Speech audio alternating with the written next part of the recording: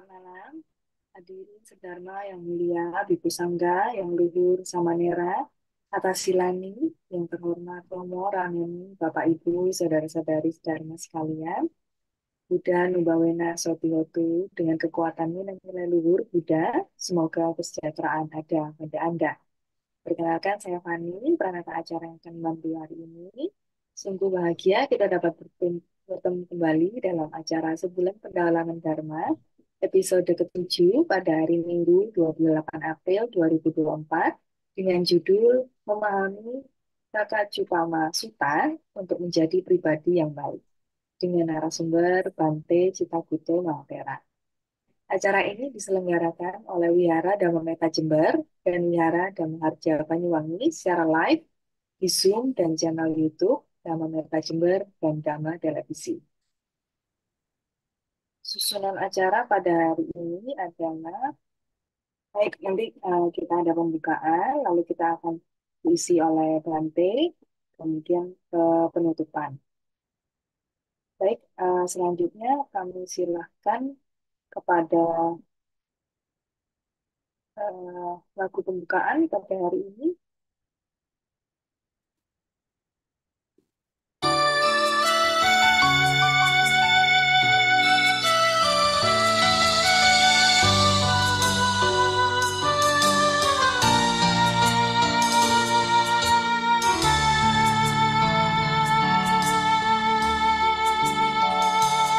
Duhai junjungan kami, Sang Buddha nan terpuji, kami datang bersujud padamu untuk berbakti. Hati tentram dan damai, tiada kebimbangan, merenungi namamu yang agung dan mulia, menghayati dhammamu yang luhur dan mulia.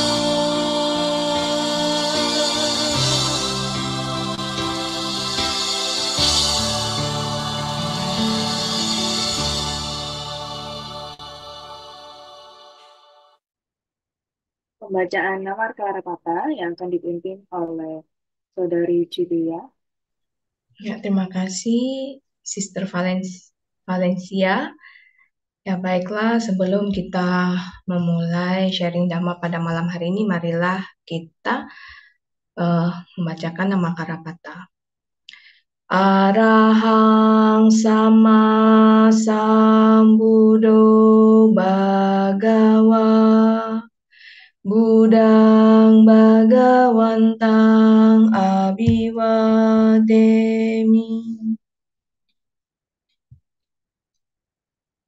Swakato Bhagavata Dhammo, Dhammang Namasami. Supatipanno Bhagavato Sawaka Sangho, Sanghang Namami. Baiklah, selanjutnya kita bersama-sama membacakan parita permohonan Pancasila. Bagi yang ingin bertekad melaksanakan atasila, silakan membacakan 8 sila di tempat masing-masing. Mayang Bante Tisaranena Saha Panca Silani Yacama Dutiyampi Mayang Bante Tisaranena Saha Panca Silani Yacama Tatiyampi mayang bante tisaranena saha Pancasila niyacama. Iya mahang wadamitang wadeta. Ama bante. Namo tassa bhagavato arahato sama sambuddhassa. Namo tassa bhagavato arahato sama sambuddhassa. Namo tassa bhagavato arahato sama sambuddhassa. Namo tassa bhagavato arahato sama sambuddhassa. Namo tassa bhagavato arahato sama sambuddhassa. Namo tassa bhagavato arahato sama sambuddhassa. Buddhang saranang gacchami. Buddhang saranang gacchami. Dhammang saranang gacchami. Dhammang saranang gacchami. Sanghang saranang gacchami. Sanghang saranang gacchami. Dutiyampi buddhang saranang gacchami. Dutiyampi buddhang saranang gacchami. Dutiyampi dhammang saranang gacchami. Dutiyampi dhammang saranang gacchami. Dutiyampi sanghang saranang gacchami. Dutiyampi sanghang saranang gacchami. Tatiyampi buddhang saranang gacchami. Tatiyampi buddhang saranang gacchami. Tatiyampi dhammang saranang gacchami. Tatiyampi dhammang saranang gacchami. Tatiyampi sanghang saranang gacchami. Tatiyampi sanghang saranang gacchami. Sarana gamanang paripurnang. Ama bante. Anatipata viramane sikkhapadang samadhiyami. Panatipata veramani sikkhapadang samadhiyami. Adinadana viramane sikkhapadang samadhiyami. Adinadana veramani sikkhapadang samadhiyami. Kame sumiccācara viramane sikkhapadang samadhiyami. Kamesu micacara veramani sikkhapadang samadhiyami. Musawada viramane sikkhapadang samadhiyami. Musawada veramani sikkhapadang samadhiyami. Suramiraya majjapamadatthana viramane sikkhapadang samadhiyami. Surameraya majjapamadatthana veramani sikkhapadang samadhiyami. Imani pancasikapadani sielena sukatingyanti sielena boga sampada sielena niputingyanti tasma silang wisodaji. Ama bante sadu sadu sadu. Ya, baiklah pada malam hari ini kita akan membahas memahami Kakak Cuma Pamasutta untuk menjadi pribadi yang baik dengan narasumber Biku Citaguto Mahatera. Sebelum kita memulai sharing Dhamma, saya akan membacakan profil singkat. Ya, Biku Citaguto Mahatera, penabisan Biku Upasampada, nama penabisan Citaguto, tempat penabisan Wihara Jakarta Dhammacakka Jaya, Jakarta Utara. Tanggal penabisan 29 Maret 1997, nama Upajaya Biku Sukemo Mahatera, Nama Kamawacacarya Biku Panyawaro Mahatera. Nama Anusawana-carya Biku Subala Ratnano Mahatera. Biku Cikaguto menempuh pendidikan Bachelor of Arts Honors Buddhist Social Philosophy and Cultural Study, The Buddhist and Pali University of Sri Lanka di tahun 1997. Jabatan Biku Cikaguto sebagai Wakil Ketua Umum, Ketua Bidang Urusan Luar Negeri Sangha Tera pada Indonesia. Baiklah, tanpa memperlama waktu lagi, kita akan mendengarkan pemaparan materi selama 45 menit dari Biku Cikaguto. Kepada Bante Cikaguto kami persilakan. Namo Buddhaya, Bante.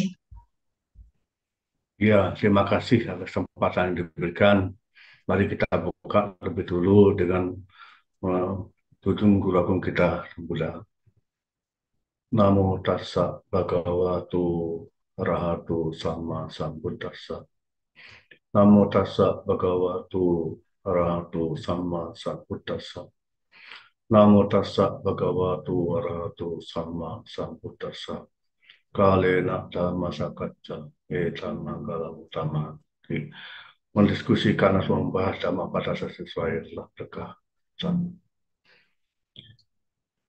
Ya, selamat malam kepada semua audiens, penonton atau para pengikut di acara Jundama rutin ini. Tentu satu kebahagiaan bagi kita bisa punya waktu untuk belajar Dhamma, memahami Dhamma, belajar memahami Dhamma, menggali pemahaman kita masing-masing terhadap Dhamma.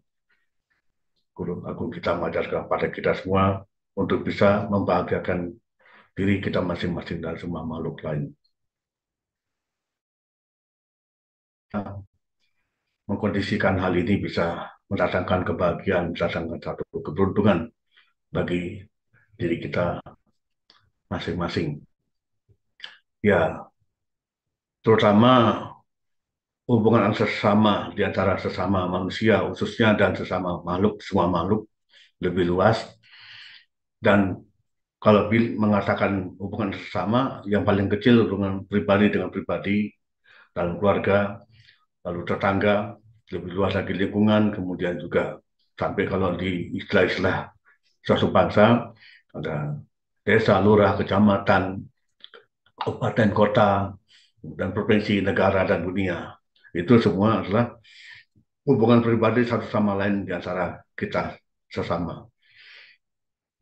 Ya, lalu bagaimana kita menjadi orang baik, menjadi pribadi yang baik antara sesama, itu juga tidak mudah. Banyak tantangan-tantangan yang kita jumpai, yang kita dapati, yang kita temui dalam kehidupan sehari-hari untuk bisa menjadi baik. Memang berat, memang sulit. Tapi bukan tidak bisa. Bukan tidak bisa. Kalau mengatakan tidak bisa, ya bukan. Bisa, tapi memang sulit. Sulit, bisa tapi sulit. Bisa tapi sulit itu yang benar. Ya sulit memang iya. Tetapi justru bagaimana caranya kita menghadapi kesulitan untuk bisa menjadi orang semakin lebih baik dari hari ke hari. Ya, oleh sebab itu saya ingin mengajak kita semua untuk mempelajari. Saya selalu menyebut istilah belajar sutra pun kita menggali pemahaman masing-masing diri kita terhadap makna sutra, isi sutra yang ada dalam kita pelajari. Ya, kalau umum sutra yang kita tahu ya sudah umum benar ya Manggala Sutta, Karana Sutta, dan sebagainya seperti yang biasa itu sehari-hari kita dengar bahkan baca. Tapi kadang-kadang kita juga perlu menggali pemahaman diri kita sendiri terhadap sutra-sutra lain yang yang belum pernah kita dengar, yang belum pernah kita baca dan sebagainya. Ya, terutama sesuai dengan judul pada kesempatan ini, bagaimana kita bisa memahami Kakacupama Sutta supaya bisa menjadi orang baik, pribadi yang baik. Kakacupama Sutta itu bagian dari Majjhima Nikaya yang membahas tentang ada dua kasus di dalam sutta itu yang dibahas. Pertama tentang seorang biku hubungan dengan para bikuni, dan nanti ada juga disinggung di situ menjadi pembahasan oleh Sang Buddha kepada para biku. Begitu kasus seorang bikun hubungan dengan para bikun itu disinggung. Sang Buddha membahas tentang ada seorang majikan bersama pembantu yang hubungannya seperti apa sesama mereka, itu yang diulas, yang dibahas menjadi isi dari suta yang namanya Kakacu Kama Suta ini. Kakacu itu artinya gergaji, bagikan gergaji, perumpamaan gergaji, ya. Sehingga kalau kita berhubungan antar sesama, sekeras apapun, seberat apapun sikap orang lain pada kita, bagaimana kita bisa lunak, itu tidak mudah, itu berat. Ya, umum yang terjadi kalau keras sikap orang lain pada kita, kita pun lebih keras membalasnya. Kan itu yang terjadi pada umumnya. Ya, nah, tetapi bagaimana maksudnya dari perumpamaan gergaji seperti isi dari Kakak Cupama Sutra ini, ya mari kita lihat poinnya dalam isi sutra ini. Suatu saat Sang Buddha berada di uh, ya Jesawana, dari Jesamana di India, ya wilayah tempat yang didanakan oleh Anantapindika. Maka di dalam sutranya Anantapindika, Arame dan sebagainya gitu dengan Anantapindika digunakan oleh Sang Buddha dan para biku. Ya, nah jadi pada waktu itu ada seorang biku bernama Mulia Paguna. Si biku tersebut mempunyai hubungan dekat dengan para bikuni. Kalau para bikuni berarti banyak bikuninya. Pada waktu itu masih ada bikuni. Zaman sekarang di Theravada sudah tidak ada bikuni. Ya, jadi para bikuni itu berhubungan baik dengan Biku Mulia Paguna. Biku Mulia Paguna ini hubungan baik dengan terlalu dekat. Mungkin kalau disebut hubungan baik kurang tepat, tapi maksudnya itu hubungan terlalu dekat. Seorang biku bernama Biku Mulia Paguna terlalu dekat hubungannya dengan biku para bikuni. Yang artinya, yang maknanya itu sebenarnya terlalu dekat itu jadi terlalu melekat hubungan antar sesama. Ya, dan sampai didengar oleh Sang Buddha pun, ya, Sang Buddha pun bertanya, dipanggil oleh Sang Buddha, Biku Mulia Paguna, apakah benar Biku Mulia Paguna hubungan terlalu dekat dengan para bikuni? Dia mengaku, iya, benar. Ya, akhirnya Sang Buddha kan memberikan nasihat tentunya. Sang Buddha memberikan bimbingan kepada Biku Mulia Paguna. Tidak pantas sebagai seorang biku untuk berbuat demikian terlalu dekat dengan para bikuni. Itu. Sesuai. Nah, sebetulnya tidak ingin membahas detailnya suta, tapi lagi-lagi saya ingin mengatakan tadi saya di depan sudah katakan kita harus menggali pemahaman kita terhadap isi suta ini. Pemahaman kita terhadap isi suta ini yang perlu bukan detailnya suta. Ya, apa pemahamannya dalam hal ini? Kalau seorang biku, dekat dengan seorang biku ini, apakah maksudnya itu hanya kasus biku saja? Nah, kan itu pertanyaan. Apa berumah tangga tidak? Nah, nyatanya justru ya saya ingin memang membahas ini, mengulas tentang hal ini. Ini pemahaman yang perlu kita gali oleh diri kita masing-masing. Ya, nah sehingga kalau tadi itu kasusnya bikuni, ya dengan kata-kata kita sendiri, kalau ada orang menjelekkan bikuni di depan para bikuni, ya membahas kejelekan, kerendahan, merendahkan bikun, bikun di depan apa biku memilih Paguna atau sebaliknya, tentu dia marah. Kalau biku memilih Paguna mendengar kata-kata salah atau mengejek, merendahkan dari pihak lain, biku memilih Paguna malah kalau bikuninya direndahkan. Begitu juga sebaliknya. Pada di depan para bikuni kalau menjelekkan merendahkan biku memilih Paguna, para bikuni marah. Nah, dalam hidup acara ini nyata, duniawi kan itu umum sekali. Dalam arti, itu masalah di dunia kehidupan sehari nyata. Itu sudah demikian kehidupan Sambuddha, zaman kehidupan Sambuddha. Zaman sekarang juga banyak kasus seperti itu yang terjadi di masyarakat. Misalnya, kalau saya mengulas sutra ini, saya menyinggung rumah tangga, suami istri, sudah bersuami istri sah. Ya, tapi justru si suami cemburu ke orang lain atau istri cemburu kepada orang lain dan istrinya cemburu kepada suaminya tentang hubungan dengan orang lain atau sebaliknya. Kenapa? permasalahannya sama seperti kasus di sutra ini. Terlalu dekat, terlalu melekat. Mungkin persis istilahnya gunakan kalau untuk rumah tangga terlalu melekat. Disebut terlalu dekat mungkin kurang pas juga. Terlalu melekat. Kalau terlalu melekat jadi malah membawa bahaya, membawa masalah. Satu misal, ya saya sering juga ulas ini. Si suami bekerja di kantor, ya. Si ibu atau si istri, jadi ibu rumah tangga saja di rumah. Nah, tahu-tahu dengar kabar entah bagaimana tentang suaminya di kantor, wah cemburunya luar biasa. Nah, itu kenapa? Karena terlalu melekat si istri ini kepada suami. Satu hal yang ingin saya ulas di sini, melekat sini masalah. Siapapun itu bikin masalah, timbul masalah. Adalah masalah yang memang harus diselesaikan. Di satu sisi yang demikian, sisi lain, bukan berarti si suami di kantor di sana memang tidak boleh berhubungan dengan teman-teman kantornya. Tidak juga. Ya perlu berhubungan. Tapi, nah dalam hal ini dua sisi berbeda. Satu sisi pertama sapi istri bagaimana sikapnya pada suami. Sisi lain bagaimana suami juga bersikap pada istri karena ada hubungan dengan orang lain di kantor. Ini tidak mudah. Sangat tidak mudah. Sulit, berat. Tapi harus bisa bagaimana caranya. Tentu harus bijaksana, yang namanya bijaksana. Si suami bekerja di kantor sedemikian rupa, hubungan baik dengan para siapapun di kantor, hubungan baik itu namanya hubungan baik. Lalu jaga hubungan baik.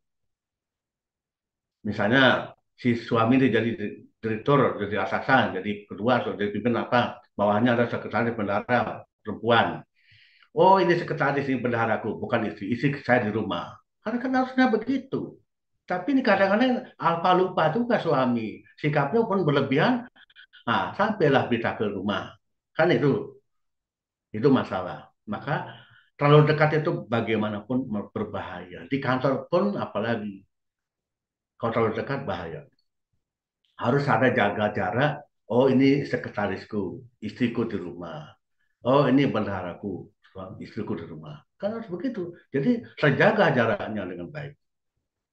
Nah, itu menjadi orang baik kalau bisa seperti itu memahami situasi kondisinya lagi di mana dengan siapa. Jangankan sudah sah, belum sah saja sudah bisa timbul masalah. Kenapa? Kalau dekat pacaran saja sudah timbul masalah.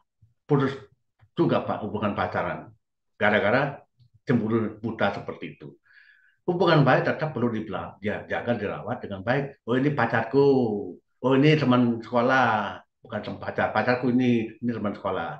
Kan harus begitu, tapi itu yang tidak ada di pikiran setiap orang membuat menjadi sikapnya bablas bebas tak karuan.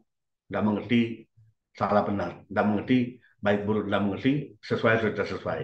Nah, tapi kalau mau jadi baik, ya harus sadar, oh ini dengan siapa, oh ini di mana, nah, itu ya. Jadi itu loh maksudnya hubungan tadi biku dengan para biku itu bermakna untuk kita semua, tidak hanya bagi para biku, tapi untuk semua, untuk kita semua. Sehingga kalau saya ingat-ingat pengalaman, kadang-kadang orang kalau minta bimbingan, konsultasi, minta nasihat, ya tentu saya sadar, oh ini orang yang minta nasihat, kasih nasihat dengan baik. Oh kamu jangan dekat-dekat piku, kan bukan begitu, ya. Nah, nggak bijaksana juga. Jadi harus bijaksana. Oh, kasih bimbingan, kasih nasihat, dia minta nasihat. Dia ada masalah, kasih jalan keluar atau bagaimana petunjuk untuk solusinya dan sebagainya. Gitu. Tapi tahu-tahu salah langkah pula. Nah, ini bablas. Memang seperti kasusnya Biku Melapura dengan Bikuni. Dengan rumah tangga, apalagi bisa bermasalah, bisa berkasus karena salah sikap. Tidak waspada, tidak hati-hati. Bagaimana menjadi orang baik? Ya memang harus hati-hati dan waspada. Itu poinnya. Itu. Ya, saya tidak berpanjang lebar tentang kasus ini, tapi saya akan mengarah ke berikutnya tuh Sang Buddha membahas kepada para biku setelah kasusnya biku mulai pukulan diulas. Sang Buddha membahas tentang hubungan majikan dan pembantu. Nama majikan itu Wedeka, nama pembantunya nama Kali. Kali nama pembantunya, majikan itu namanya Wedeka, Ibu Wedeka. Ini juga sangat penting. Apa kasusnya? Kita perlu pelajari bagaimana kita harus waspada hati-hati. Kita loh, tidak seperti tadi kasusnya biku dengan bikuni. Bagaimana kita harus hati-hati waspada? Tidak seperti itu. Gitu. Nah, ceritanya biku apa si Kali pembantunya ini, biku pembantunya duit Ibu Etika berpikir tentang tuan rumahnya, tentang majikannya. Wah, majikan Ibu Etika orangnya baik, tersebar mana-mana nama baiknya. Banyak orang kenal Ibu Etika orang baik, gitu. Ya, tersebar luas nama baiknya, nama harumnya Ibu Wedeka kemana-mana. Justru dalam hal ini menjadi pembantu yang namanya Kali berpikir, nah, ini pinter, memang dia pinter, karena dia pinter makanya dia berpikir tentang majikannya, tentang Ibu Wedeka. Ibu Wedeka baik sekali, wah banyak orang kenal dia orang baik, ibu yang baik, ibu rumah tangga yang baik, majikan yang baik. Tetapi ya, dalam pikirannya si Kali muncul ingin mengetes, ingin mengecek tuan rumahnya, ingin mengecek majikannya. Bisa marah tidak ya? Ada tidak kemarahan dalam dirinya tuan rumah saya ini? Itu. Dia mau ngecek, mau ngetes. Oh dia baik. Apa baiknya karena saya kerjaannya beres, maka tidak pernah marah. Padahal mungkin kemarahannya itu ada. Saya mau tahu. Nah, begitu kira-kira. Saya mau tahu, mau cek, mau tes. Ada nggak? Bisa marah nggak? Sengaja dia bangun terlambat pagi. Nggak seperti biasa rajin, ulet, tekun, rajin. Tapi sengaja dia bangun terlambat. Begitu bangun terlambat, Bu Jessica marah-marah. Kamu pembantu apa? Kemana kamu? Oh tidak apa-apa, Nyonya. Dia jawab begitu, santai saja dia jawab. Karena dia mau ngetes, sengaja dia. Wah, marah lagi sampai 3 kali. Ketiga kalinya, ya, bukan hanya mengatakan kamu apa wanita jahat, tapi mengambil pentungan tuh untuk pukul sampai kena kepalanya berdarah yang ketiga kalinya. Apa yang terjadi? Wah, si Kali pergi kemana-mana ke tetangganya menunjukkan ini Bu Etika jahat. Dia beritakan ke tetangganya kepada orang banyak. Nah, tidak perlu detailnya dari kasus ini sudah satu pelajaran beberapa poin di situ yang perlu kita mengerti. Isi sutra ini perlu kita pahami maksudnya, maknanya apa bagi kita yang perlu membaca, mempelajari isi sutra ini. Dua sisi di situ tentunya. Sisi si Kali maupun sisi si Ibu Edika. Dua sisi. Tidak boleh satu sisi. Kita tak bicara namanya ini seperti orang buta berapa gajah. Apa katanya berapa taring? Wah, gajah seperti tombak. Apa yang berapa belalai? Oh, gajah seperti trompet dan sebagainya gitu kan beda-beda karena.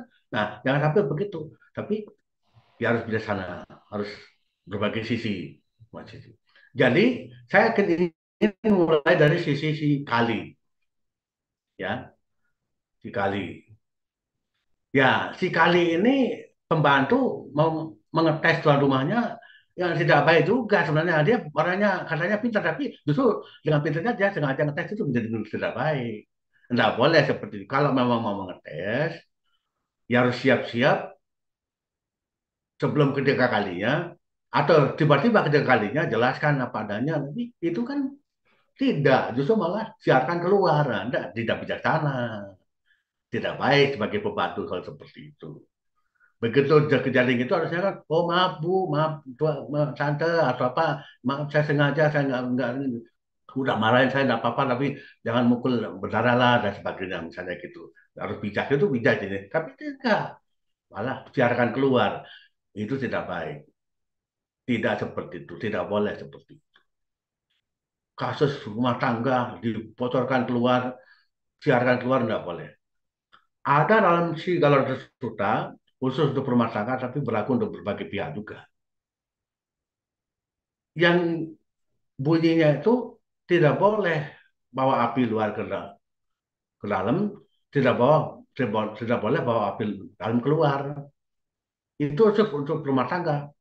Yang artinya rahasia dalam rumah tangga tidak boleh gosipkan keluar. Rahasia luar ya jangan bawa masuk juga seperti kasus tadi pegawai apa eh, suami kerja di kantor itu ada yang bocorkan ke dalamnya tidak boleh. Nah, mungkin orang lain mungkin ya. Kalau dirinya sendiri nggak akan, nggak boleh menceritakan di rumah kalau ada hal-hal di kantor gitu. Itu membuat pusing rumah, bikin masalah di rumah jadinya. Jadi keruh, kisruh dan sebagainya. Ya. Nah, jadi tidak boleh membahas segala macam buruk yang terjadi di dalam rumah itu untuk keluar siapapun di luar dan sebaiknya tidak boleh tahu. Rahasia rumah tangga jangan digosipkan keluar. Demikian juga ada masalah luar ya jangan bawa masuk ke dalam. Itu membuat rumah jadi kacau balau gitu ya, seperti itu. Nah, jadi si Kali kembali lagi ke poin si Kali memang kalau menjadi pembantu yang baik dia mesti caranya bagaimana yang baik itu ya jadi menjadi pembantu yang baik ya dia harus mengerti bagaimana caranya. Nggak sengaja ngetes itu ya kalau toh mau ngetes ya ada batasannya gitu, ada batasannya gitu. Ya. Sekarang dari sisi Ibu BDK ya. Ya kalau Ibu BDK mau mengerti apa yang dipikir, apa yang dilakukan oleh pembantunya sekali tidak demikian mestinya. Harusnya dia cari tahu ya, berpikir masuk paling tidak berpikir sendiri. Wah, pembantu saya kok begini? Apa dia sengaja? Apa gimana? Maksudnya apa? Harus tanya baik-baik, bukan malah marahi. Tapi ini tadi depan saya katakan, buruk seperti apa sikap orang lain, kita lebih buruk sikapnya pada orang membalasnya. Kan itu yang terjadi. Nah, tapi bagaimana bisa baik? Secara drama memang kita harus belajar untuk mengendalikan sikap kita. Tidak mudah memang, tapi bagaimana caranya supaya bisa, itu yang perlu kita lakukan, mempelajari sikap kita. Itu ya. Nah, jadi bagaimana caranya supaya kita bisa belajar berbagai hal demikian ya? Ini memang tidak mudah juga, ya, tidak mudah. Tapi bukan tidak bisa, bisa, tapi sulit ya, sulit ya, tapi harus bisa. Nah, karena sulit maka harus kita pelajari, harus kita pahami, mengerti bagaimana baiknya. Itu poinnya yang ingin saya ulas lagi. Meskipun sekian panjang isi suta itu tidak tidak saya bahas suta uh, kakak cuma bahas suta detailnya, tapi sesuai dengan judul memahami ya Pakacopaan suta untuk menjadi pribadi yang baik. Nah, makanya bagaimana bisa yang baik ada dua poin di situ kasusnya, kasus biku dan bikuni dan kasus pembantu dan majikan. Nah, di situ kisahnya tentu tidak baik. Tapi justru kita harus belajar, bercermin, harus dapat inspirasi dari kasus itu untuk kita waspada. Tidak seperti mereka dalam kasus Yesus ini. Itu ya. Jadi bukan kita baca suratnya lalu kita tiru. Kita tiru Biku Belia Baguna, kita tiru si Kali bukan kita tiru majikan namanya Ibu BTK bukan. Tapi kita belajar supaya kita tidak seperti itu. Oh, kenapa? Si Kali begitu kenapa? Ibu Bideka begitu kenapa? Biku Molekula begitu kenapa? Para biku begitu. Nah, kan itu pertanyaannya. Oh, karena mereka lalai, mereka lupa, mereka tidak waspada, mereka tidak hati-hati, mereka ceroboh, mereka apa istilahnya yang tidak sesuai semua gitu. Ya, mereka semua empat sisi itu masing-masing nggak sesuai. Biku nggak sesuai, bikuni nggak sesuai, majikan nggak sesuai, pembantu nggak sesuai. Nah, supaya kita sesuai belajar dari kasus ini untuk menghindari itu bagaimana? mengerti, memahami, oh ada baiknya kita menjaga hubungan baik antar sesama. Menjaga hubungan baik, menjadi baik itu seperti apa? Kalau terlalu baik, namanya terlalu baik, terlalu dekat. Nah, semua terlalu itu ekstrim, tidak baik. Kalau namanya terlalu ya tidak baik, ya gitu. Nah, bagaimana supaya kita bisa menjadi baik? Ya memang harus menjaga hubungan baik antar sesama. Tapi ini yang terjadi kadang-kadang memang bablas. Banyak orang tidak sesuai sikapnya, tapi ya merasa dirinya sesuai, malah menyalahkan pihak lain. Itu itu terjadi di masyarakat. Itu yang membuat justru hubungan masyarakat di kehidupan sehari-hari. Nah, apa sebenarnya penyakitnya dari semua ini, Bapak Ibu sekalian? Pertanyaan muncul, apa sesungguhnya kuncinya yang hilang di sini? Kenapa masalah terjadi? Paling kita akan mengatakan kesadaran pada iya, itu paling ujung, paling top, paling puncak. Tapi sebelum itu, ada penyakit apa sebenarnya di sini? Sebenarnya penyakitnya itu komunikasi yang tidak sesuai. Sistem komunikasi, cara komunikasi, komunikasi sebenarnya penyakitnya. Dalam semua segala hal di dunia ini, penyakitnya yang membuat jadi bermasalah itu karena komunikasinya yang tidak sesuai. Ya, kalau komunikasi tidak sesuai, ya itu bikin masalah. Ya, itu. Jadi misalnya kalau kita soroti dua kasus dua-duanya itu tadi biku dan bikun itu, kalau komunikasi yang benar, ya tolong ya kita jaga hati-hati baik hubungan baik kita jangan sampai bermasalah ya, jangan sampai kita saling membenci, saling apa dan bermusuhan.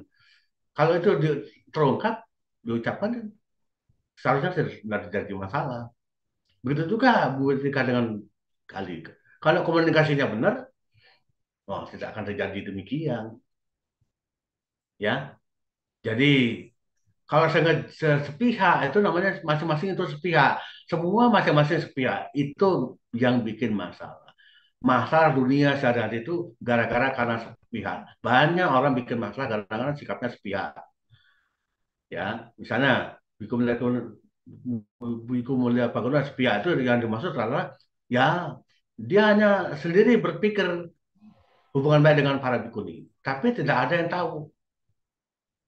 Nah, jadi bermasalah, hanya dilaporkan. Sama begitu juga bikuninya. Nah, Ibu Bedika dan Kali pembantunya, komunikasinya itu ya mestinya kan kalau komunikasi ya gimana ya diam-diam sendiri sepihak, bukan komunikasi tapi sepihak. Masing-masing semua sepihak. Gara-gara sepihak maka timbul masalah. Ya, tapi kalau ada pihak lain seperti sekali berpikir demikian itu harusnya oh kalau saya begini ya pasti dia marah. Oh enggak lah, saya harus ngomong sama ibu. Saya kadang-kadang selamat bangun ya nggak apa-apa ya. Ya kadang-kadang selamat bangun iya tapi bukan sengaja. Tadi itu kan dia sengaja. Nah, gitu loh. Itu jadi penyakit timbul masalah kalau cara berpikir sepihak begitu jadi menyebabkan timbul masalah. Nah, oleh karena itu, supaya tidak terjadi demikian, kita harus punya cara komunikasi yang baik sehingga kita menjadi orang baik pula di berbagai tempat. Bisa jadi pribadi yang baik, kuncinya adalah bisa berkomunikasi dengan baik. Dengan sendirinya komunikasi yang baik itu, kunci dasarnya adalah disertai pikiran yang baik tentunya. Pikiran baik, pandangan baik yang menyertai ucapan komunikasi yang baik itu. Ya, jadi kalau membahas komunikasi yang baik, hubungan baik, menjadi pribadi yang baik, tetap itu kuncinya adalah komunikasi yang baik dan tentu pikiran dan pandangan yang baik, yang benar menjadi kunci dasarnya. Gitu. Saya kira begitu ya, itu ulasan. Saya kira cukup untuk bisa mengkondisikan kita semua bisa paling tidak berpikir muncul pemikiran untuk bisa bertanya hal-hal tertentu tentang kehidupan sehari-hari, bagaimana hubungan kita atas sama dengan berbagai pihak di masyarakat. Itu. Jadi menjadi pribadi yang baik itu tentu akan membuat hubungan kita dengan berbagai pihak harus baik. Ya, tapi kalau seperti isi suta tidak disarankan. Itu jangan sepihak seperti mereka, itu akan menjadi bermunculan masalah. Banyak masalah akan terjadi di sekitar kita. Terima kasih, semoga apa yang saya sampaikan bisa menggugah hati kita masing-masing untuk bisa memahami, mengerti dengan sebaik-baiknya bagaimana kita harus bersikap menjadi pribadi yang baik di masyarakat. Lagi terima kasih. Silakan kalau ada yang mau ditanyakan. Sadu, sadu, sadu. Anugerah Bante atas pemaparannya yang luar biasa pada malam hari ini. Sekarang kita masuk ke sesi tanya jawab. Kami buka kesempatan bagi para peserta untuk bertanya baik melalui chat Zoom maupun raise hand. Bagi yang ingin bertanya langsung, bagi penonton yang bergabung bersama kita melalui YouTube, dapat mengetik pertanyaan di kolom komentar. Ya, baik. Ada partisipan yang di Zoom, raise hand Bante kepada Saudara Heri. Saya persilakan. Ya, silakan. Ya, Namo Buddhaya. Terima kasih Bu Juliana. Ya, Namo Buddhaya Bante. Ya, nama berdaya silakan. Wah, ini orang aktif benar nih, luar biasa. Silakan. Ya, sebelum mengikuti webinar Dhamasa Kaca ini, saya sudah membaca terlebih dahulu Oh tentang iya, wah. Hmm. Sutta ya. Dan saya menangkap ada dua hal yang sekiranya perlu disampaikan juga Bante, yaitu Buddha mengajarkan tentang cara bersabar, dan yang kedua adalah cara bagaimana itu walaupun kita diperlakukan oleh orang lain melalui ucapan atau perbuatan, kita harus memunculkan pikiran yang namanya pikiran cinta kasih gitu. Jadi ada dua hal itu yang saya tangkap, bersabar dan cinta kasih. Namun saya ingin bertanya ya tentang tentang hubungan tadi antara majikan dan pembantu, Bante. Kan saya pernah baca Sigalowatya Sutta ya 6 arah, kan ada juga membahas tentang apa kewajiban antar timbal balik antar majikan dan pembantu gitu. Cuman saya lupa Bante. Nah, makanya malam ini adalah mohon Bante untuk kembali menyampaikan apa sih kewajiban majikan terhadap pembantu dan kewajiban pembantu terhadap majikan. Karena saya rasa Sigalowada Sutta ini juga ada nanti hubungannya untuk cerita tadi. Terima kasih Bante. Iya, itulah saya maksud itu. Jadi ada pertanyaan kalau saya bahas semua detail tadi nggak ada yang bertanya. Nah ini benar kan? Jadi memang itu tadi udah saya singgung, tapi memang belum saya sebut detailnya.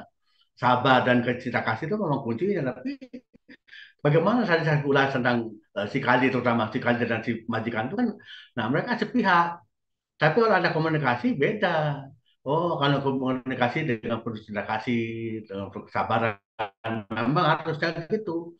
Tapi kan kalau sepihak itu kan mikir sendiri, si Kali mikir sendiri, majikan pun mikir sendiri untuk mengomeli pembantunya. Tapi kalau dia tanya beda lagi. Kamu kenapa begini? Kenapa kau sengaja? Sengaja apa nggak sengaja nih kamu selamat bangun? Nah, dia kan jawabannya tidak apa-apa. Oh, udah mungkin tidak apa-apa. Ada apa nih? Misalnya gitu. Tapi kan tidak begitu, langsung ngomel, langsung marah kan gitu. Itu kan berarti kan tidak ada cinta kasih, ya kan? Nah, tidak ada kesabaran juga. Ini kesabaran dan cinta kasih itu gandeng, dua yang bersama-sama. Kalau namanya orang sabar ya ada cinta kasihnya. Orang yang punya cinta kasih ya ada kesabaran. Itu, ya. Nah, memang itulah tadi udah saya singgung juga, ya meskipun memang tidak detailnya. Si pembantu bagaimana kewajiban kepada majikan, bagaimana juga sebaliknya pembantu majikan punya kewajiban kepada majikan. Ya, diantaranya saya ini membahas tidak detailnya, tapi ulas bolak-balik dalam arti hubungan di antara keduanya itu. Ya, misalnya begini, jadi langsung pembahasan yang saya berikan bukan rincian dari masing-masing 5 kewajiban, ya. Ya, jadi kalau namanya majikan ingin menjaga, merawat, melindungi anak buahnya atau karyawannya atau pembantunya atau apa. Kalau di rumah tangga pembantu, kalau di perusahaan karyawan, sama tuh. Nah, bagaimana majikan itu punya kewajiban supaya para pekerja, para petugas, para pegawai, para pembantu di bekerja dengan baik, kewajibannya harus dilaksanakan. Bukan untuk kamu kerja sebanyak-banyaknya, gaji aku kasih kecil saja. Kan bukan begitu. Jadi, dengan cinta kasih juga, majikan memberikan perhatian kepada para pekerjanya, para pembantunya, para pegawainya, para bawahannya, memberikan tugas yang sesuai, memberikan upah yang sesuai, ya, memberikan juga dukungan pada pegawainya kalau sakit biaya penuh. Yang terjadi masyarakat sekarang kan, kamu sakit kamu pulang saja. Nah, aduh, itu bukan salah kaprah, nggak sesuai, tidak menjalankan kewajiban sebagai majikan. Jadinya apa yang dipikir oleh mereka para pekerja? Wah, kalau begini menderita, aku berhenti saja kerja di sini, cari tempat lain. Jadi begitu. Iya kan? Kalau menjadi majikan yang baik, dia peduli.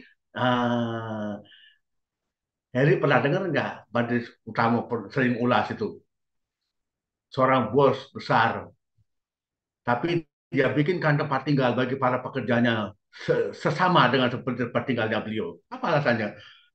Mereka sama mereka saya nggak bisa apa-apa, nggak ada apa-apanya saya mereka kerja untuk perusahaan ya untuk jadi mereka orang baik harus saya lindungi, saya kasih tempat yang sesuai, gitu kan? Itu betul. Nah, sebaliknya sebagai karyawan, sebagai pegawai, sebagai buruh, sebagai pembantu dan sebagainya harus berpikir baik juga supaya aman bekerja di tempat ini. Saya harus bekerja dengan baik, dengan penuh tanggung jawab, ulat tekun, rajin. Bukan, Bapak gaji saya harus besar, saya pekerja kecil aja ya. Bukan begitu, itu belum kerjanya kecil lo minta gaji besar, ya salah kaprah, nggak sesuai. Nah, jadi sebagai orang yang kerja juga harus mengerti, ya. Jadi bahkan di antara kewajiban pembantu atau karyawan itu pada Pak Majikan itu, di antaranya tuh ada poin-poin yang menyebutkan di rumah tangga ya, di pegawai juga sama. Bos pulang dulu, baru dia pulang. Itu kan ada tuh. Tapi ini enggak, pulang duluan, ngorot pulang, enggak ngasih tahu lagi pulang tanpa izin. Wah, kacau lah. Nah, kalau gitu kan jadi masalah, bisa diusir, bisa dipecat, kan gitu. Nah, kalau mau bertahan, jadi pekerja yang baik, jadi pembantu yang baik, itu jangan seperti kali, gitu loh, ya. Nah, jadi ngerjakan tugas dengan baik, ya. Jadi menghormati majikannya dengan baik, menjaga nama baik majikannya dengan baik juga, semua itu kewajiban para pekerja, buruh dan pegawai, apa nih, pembantu. Kalau mau hidup ya memang bekerja dengan baik, dengan penuh ketekunan, keuletan, rajin, tidak boleh malas. Nah, itu. Bahkan ya kalau pembantu yang baik, pekerja yang baik itu melaksanakan kewajiban dengan baik, dikasih tugas lagi, mau tidak nolak, itu luar biasa. Tapi nanti imbalannya, oh bos berpikir, waduh dia baik sekali, kasih tambahan lah, kasih tip lah, apa kan gitu.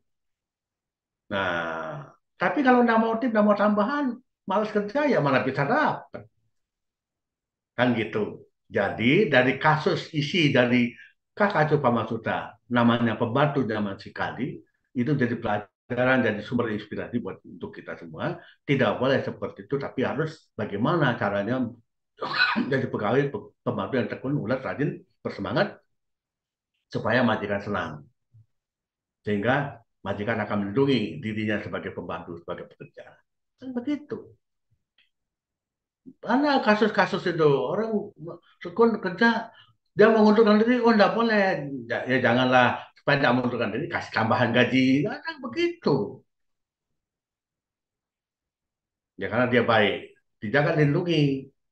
Jangan sampai, wah sayang kalau sampai dia pergi. Jadi kita harus jaga, lindungi dengan cara memberi tambahan. Tambahan itu nggak harus disebut gaji. Mungkin sebagai tip juga ya kan beda. Oh, kasih tip aja kan luar biasa. Itu misalnya. Ya, jadi bagaimana caranya bisa menjadi pembantu yang baik, menjadi pekerja yang baik, menjadi pegawai yang baik. Begitu juga bagaimana menjadi bos, menjadi majikan, menjadi atasan, jadi majikan yang baik itu memang harus ya belajar drama itu memang luar biasa. Ya, bagaimana jadi pribadi yang baik di situ kan jadi pegawai, jadi buruh, jadi apapun pribadi yang baik kan gitu. Ya, tapi Heri memang saya salut luar biasa. Waduh. Tapi kemarin ketemu di kisaran nggak bertanya, ini ketemu di Jom terus bertanya, hebat. Terima kasih pertanyaannya. Ya kalau ada lagi boleh, kalau yang lain ada silakan, tapi nggak ada ya. Nanti hari lagi bertanya juga boleh, nggak apa-apa. Kadang-kadang yang bawa acaranya juga suka bertanya juga boleh, Juliana. Silakan, terima kasih. Ya, terima kasih Saudara Heri. Ada lagi yang mau ditanyakan mungkin? Ada yang ini sepertinya memang antusias banget Saudara Herinya. Ya, baik. Uh, Anumodana Bante atas sharingnya. Iya, ini maksudnya sebelum saya bertugas, saya juga membaca Kakak Coba Pamasuta Bante. Ya, Iya, sekarang semua-semua bisa langsung Google ya Bante tentang perihal karyawan kali itu ya Bante. Jadi iya. seperti mencoba kesabaran majikannya selama 3 kali ya Bante.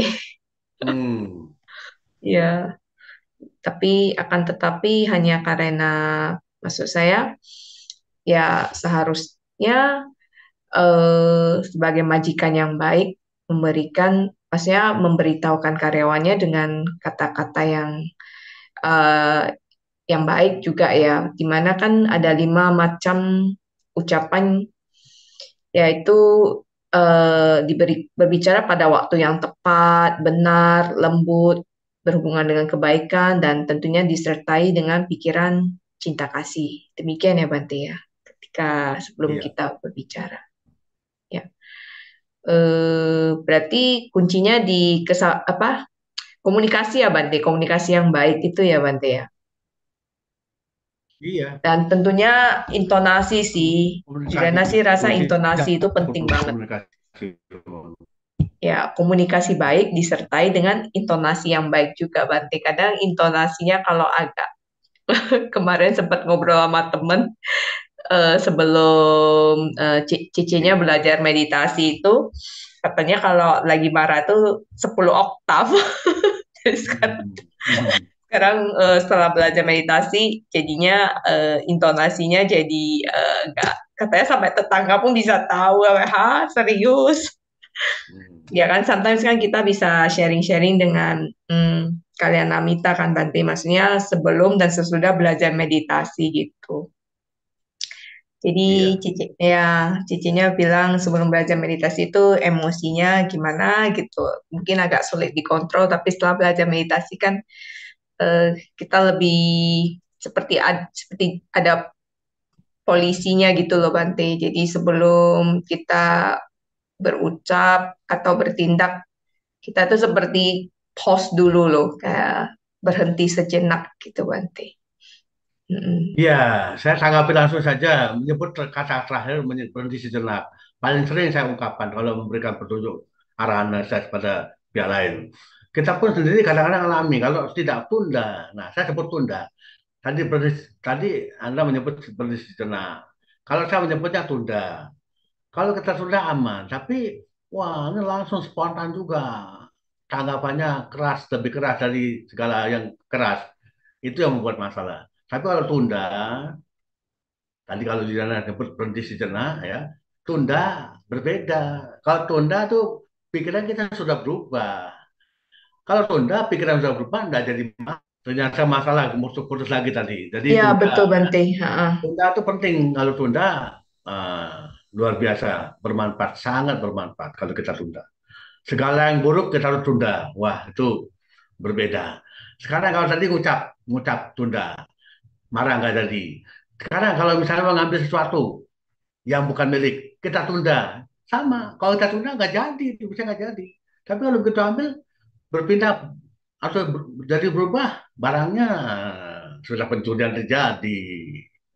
Tunda, kalau tunda bisa nggak jadi, bisa batal, gitu loh. Kalau saya menyebutnya tunda, kalau tadi nyebutnya pendisida, iya, tapi lebih pas kalau saya bilang sebutnya tunda. Tunda, coba tunda. Segala apapun yang buruk itu ditunda menjadi ya tidak jadi terjadi, tidak jadi berbuat, tidak jadi berucap, tidak jadi berbuat buruk dan sebagainya. Ya, gitu. Jadi, lagi-lagi sering saya ungkapkan juga yang tadi yang Anda sampaikan. Sebelum belajar drama seperti apa kebiasaannya, tapi begitu kenal drama, waduh berubah. Makanya seringkali saya ungkapkan, kita beruntung sekali kenal drama. Mengenal drama itu sangat beruntung. Ya, sebelum kenal drama seperti apa, ya setelah kita kenal drama, sikap kita berubah. Dari pengalamannya, tak kita sendiri yang pernah tidak sesuai atau kurang baik atau sudah baik berubah menjadi baik karena kita mengenal Dhamma. Itu. Nah, dengan istilah lain, kalau beberapa kali kejadian awal buruk sudah sesuai. Kalau kenal Dhamma, kita jadikan pelajaran perenungan untuk berhati-hati waspada tidak mengulang lagi yang demikian itu. Yang sudah terjadi itu menjadi bagian dari sumber inspirasi untuk kita berikut-berikutnya. Suka putus-putus nih, ya, tapi masih nyambung lagi. Ini ya, masalah Ya, itu nggak seperti apa-apa, itu. Bante. Silakan, Yang penting semangat. Ya, ini ada pertanyaan masuk silakan dari Ibu. pernah. Ya, ada dari Ibu Endang, Bante. Saya bacakan ya. Silakan. Pertanyaan dari Ibu umur 71 tahun. Jadi ada pertanyaan yang masuk di kolom Zoom, di chat di Zoom, Bante. Saya bacakan cukup panjang, Bante. Ya, Bante, ya. bagaimana cara terbaik mengendalikan sikap baik antara majikan dengan pembantu, asisten rumah tangga? Sementara posisi pembantu selaku pendatang di rumah tangga tersebut dikatakan belum 100% paham seluk-beluk keluarga. Maka majikan patut mengarahkan barang sesuatunya dengan cara masing-masing personal majikan. Kadang tak terelakkan terjadi benturan apabila si pembantu membawa apa yang dialaminya keluar dari rumah tangga keluarga tersebut. Karena majikan tidak selalu benar. Mohon Bante berikan arahan. Terima kasih dari Ibu Endang. Pertanyaan dari Ibu 71 tahun. Demikian Bante. Pertanyaan masuk di kolom Wah, chat. saya jadi teringat satu kasus. Pernah ada kasus satu rumah tangga yang curhat sama saya. Jadi orang ini curhat, udah berapa tahun lalu, sudah lama. Jadi dia mendapatkan pembantu, umurnya mungkin sudah kepala empat ya. Ya, pertama kali datang pembantu itu terus langsung dikasih kunci, langsung dikasih tugas apa karena dia kerja kantor. Apa yang terjadi? Wah, tak tanggung-tanggung yang terjadi. Kunci lemari, kunci apa dicari lagi, uang diambil, terus dikunci semua dan dia kabur pergi. Wah, kenapa itu? Karena majikannya memang salah. Salahnya apa? Orang baru langsung dikasih tanggung jawab berat begitu. Ya enggak boleh, ya. Itu kan memberikan tanggung jawab langsung itu namanya. Itu belum boleh seperti itu. Dia harus diberikan tanggung jawab yang ringan-ringan dulu karena dia masih baru. Sama dengan kasus seperti yang ditanyakan.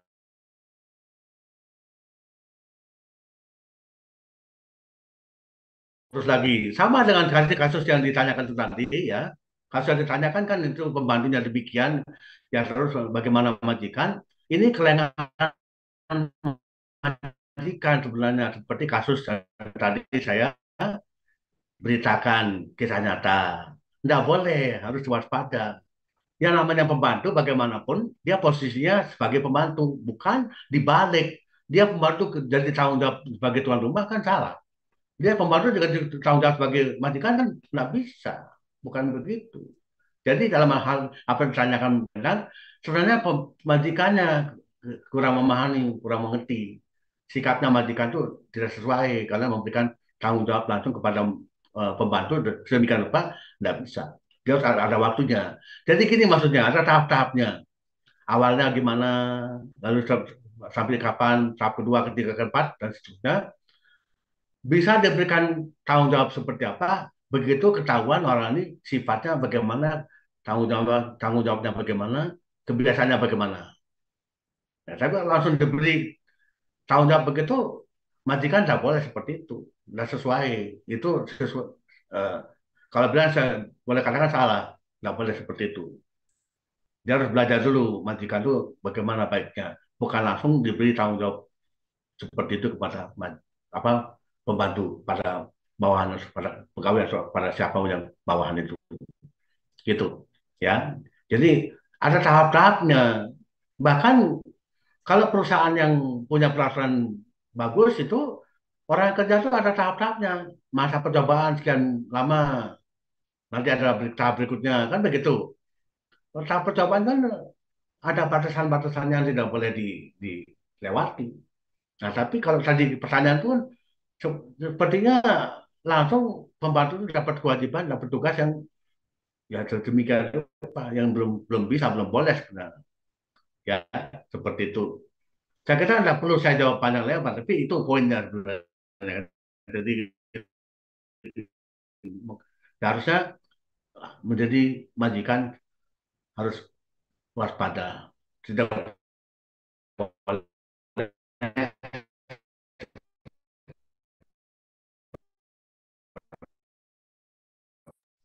Sinyalnya naik turun Kak Bante. Tahun dan juga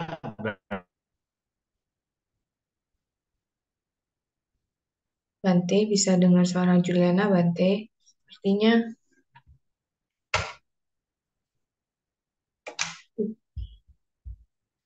masih lag di tempat Bante.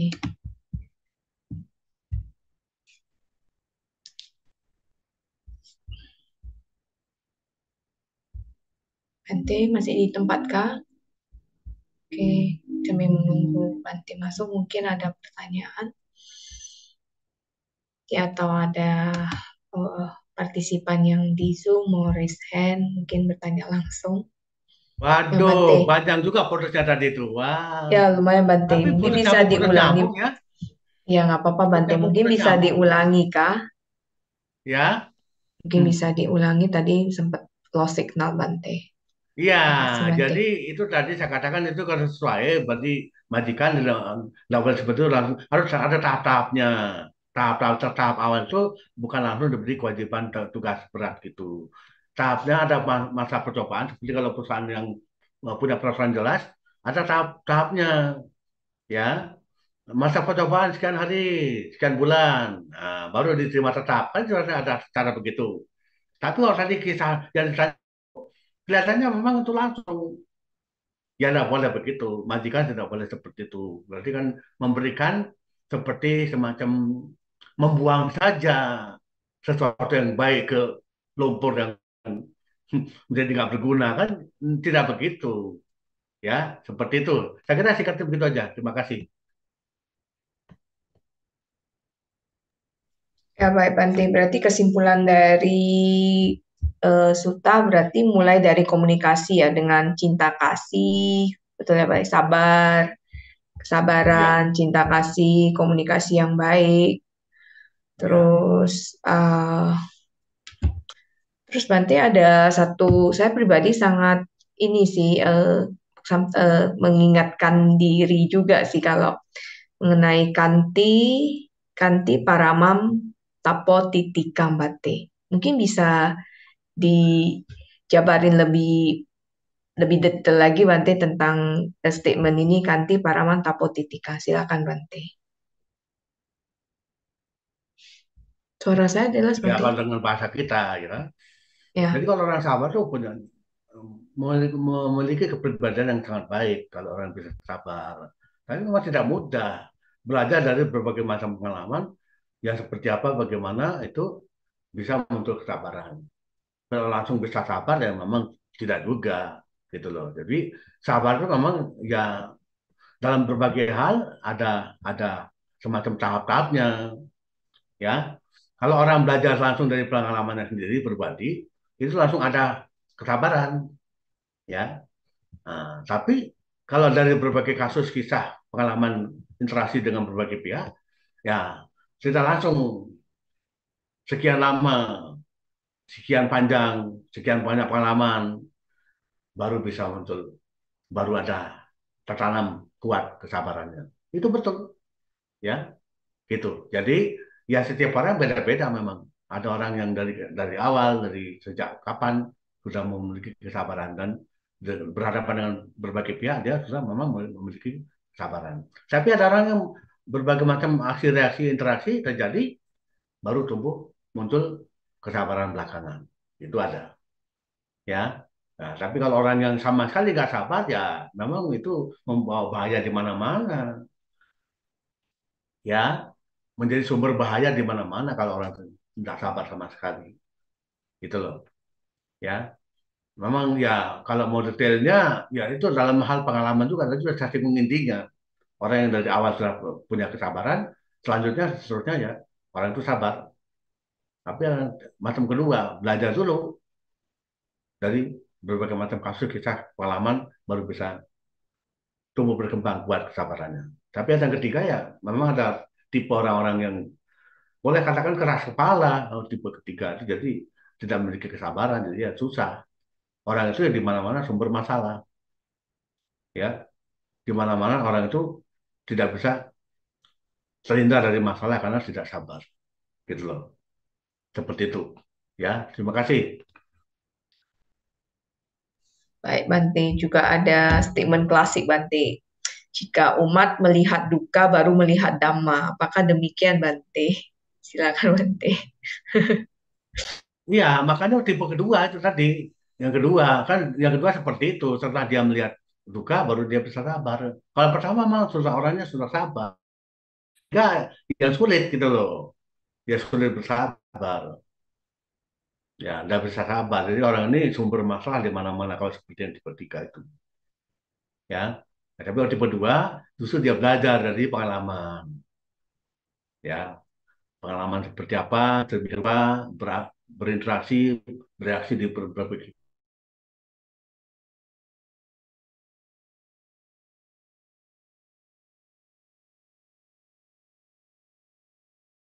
Sepertinya signalnya naik turun ya, Bante. Bisa mendengar suara Juliana, Bante?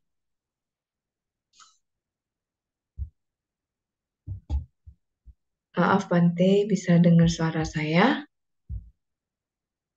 Oh, Bante, sepertinya low signal tadi. Iya, kok kenapa ya? Banyak putus, tumben begini, nggak pernah seperti ini. Biasanya nggak Ya, begini. Harusnya di bisa sini bagus, tapi kok kenapa kurang ya di Kota Medan? Hmm. Iya. Hmm. diulangi, Ya, Bante. ya.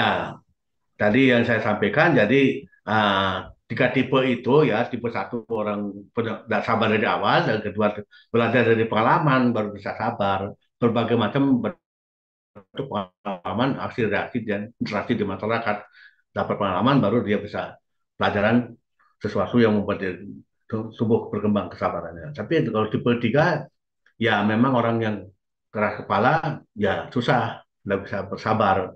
Orang tersebut menjadi sumber masalah di mana-mana. Dimanapun orang. Maaf, Bante. Sepertinya low signal lagi, Kak. Bante, maaf Ah, tadi sempat low signal lagi, Bante. iya, tapi sudah selesai lah tadi itu, sudah saya jelaskan tiga macam apa yang itu ya. Hmm. Apa masih ada pertanyaan? Karena nih putus-putus gimana Ya, ya? mungkin Hmm. closing statement, Bante. Hmm. Iya. Closing statement Hmm. baru kita closing ya. Ya, baik. Saya berikan apa Kesimpulan. pembahasan akhir ya. Ya, Bagaimana kita menjadi orang yang baik? Kunci dasarnya sebenarnya adalah belajar dari kasus-kasus seperti di eh, Suta yang namanya Kakak Cupama Suta ini. Bagaimana kita bisa memiliki kesabaran, bagaimana kita bisa memiliki cinta kasih. Memang eh, dasarnya paling penting itu dari sikap tingkah laku, terutama ucapan, ya, ucapan seperti apa yang akan menimbulkan satu eh, apa eh, ya menunjukkan bahwa kita orang baik gitu loh.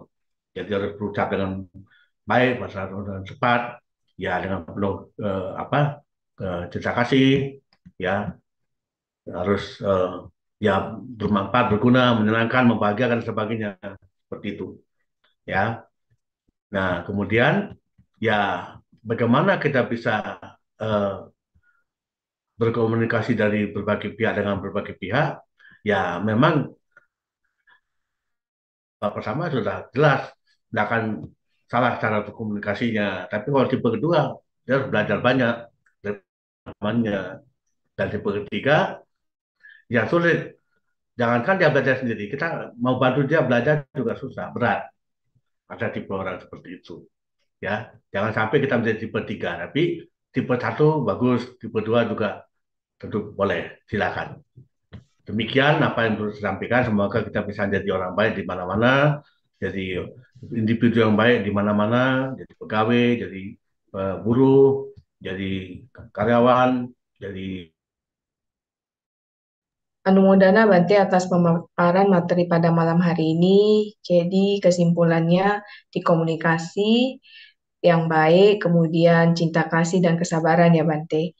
Ya baiklah, kita lanjut ke um, Patidana ya Bante. Marilah kita tutup acara um, Anumodana Bante yang telah memberikan uraian Dhamma kepada kami pada malam hari ini.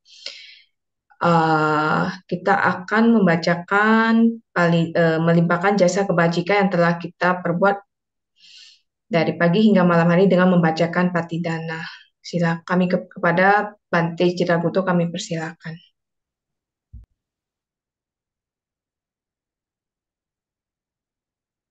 punya sidani kata saya nanya ni kata lime kesanca paginonto satananta pamanaka ye pia gunawata ca maya mata pita dayo kita meca pia kita ani baca tawedino sasa tita telo pasmente pumaca tunika Pati kaca tiba para sansaran terbawa bawe nataya pati sanami anumutan te sayang iki mana pajanan tiki wate sami bedayung maya dinana punya dan kita sabe sata sada untuk aweka suka jibino kewa pada japa ponto desa sasi jata tuban. Sadu, sadu, sadu. Ya, baiklah, marilah kita bersama-sama memberikan penghormatan kepada Bante Citraguto dengan bersama-sama. Saya akan mengucapkan okasa kepada para teman-teman mengikutinya dengan Wandami Bante. Okasa, Wandami Bante. Abil sebesar sama sama itu jasa lama tadi ayun juga Sadu, sadu, sadu. Ya, baiklah. Sebagai wujud apresiasi pada Bante Citraguto Mahatera yang telah memberikan Dhamma Talk yang luar biasa pada malam hari ini, panitia akan menyerahkan e-sertifikat. Mohon dapat diterima, Bante, sertifikatnya atas partisipasi sebagai narasumber pada acara sebulan pendalaman Dhamma. Iya, baik, terima kasih, saya terima ya. Ya, sadu, Saya sadu, sadu. Ya, baiklah, marilah kita tutup kegiatan pada malam hari ini dengan membacakan nama Karapata. Silakan ditampilkan operator. Arahang sama sambudo bhagawa Budang Bhagawantang Abiwademi Swakato Bhagawata Dhammo Dhammang Namasami Supatipanno Bhagavato Sawaka Sangho Sanggang Namami. Sampai sata bawantu sukitata. Semoga semua makhluk berbahagia. Sadu, sadu, sadu. Ya, demikian acara sebulan pendalaman Dhamma pada malam hari. Saya persilakan Sister Fani untuk melanjutkan. Silakan, Sister Fani. kasih. Terima kasih Saudari Juliana telah memandu moderator pada malam hari ini. Akhir kata, kami mohon maaf apabila ada kekurangan dalam acara sembut pada malam hari ini. Anumodana kepada Yang Mulia Biku Sangga, Yang Luhur Samanera, atas Silani, yang terhormat Romo, Ramani, Bapak Ibu, dan Saudara-saudari Dharma yang telah mengikuti sebulan pendalaman Dharma pada kali ini hingga selesai. Semoga kita terus bersemangat menjalankan kebajikan, khususnya pada topik yang telah kita dengarkan pada hari. Saya Fani, kami undur diri. Sotiwotu, selamat malam, selamat beristirahat.